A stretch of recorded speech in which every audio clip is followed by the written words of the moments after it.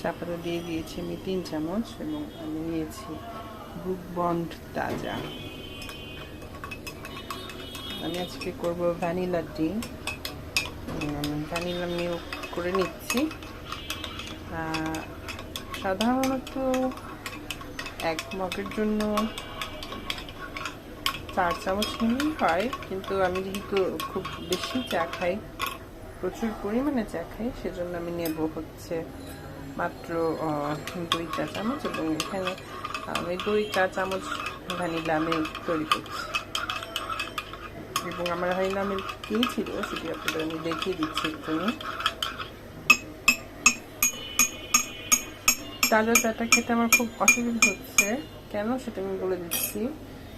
তাজা চা ফুটছে, তাজা চা আমি যখন প্রথম পান করি বেশ ভালো লেগেছিল, কিন্তু এরপর আমার গোলমাল হয়ে যায় কতটুকু নেব, কি নেব। 2 চামচ করে যখন 1 মগে নিতাম খুবই বাজে হতো। আজকে 3 চামচ দিয়েছি উঁচু উঁচু করে, চা চামচে।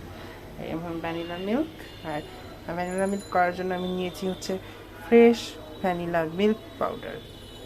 ফ্রেশ ভ্যানিলা মিল্ক পাউডার দিয়ে আমি ভ্যানিলা মিল্ক করে নিয়েছি।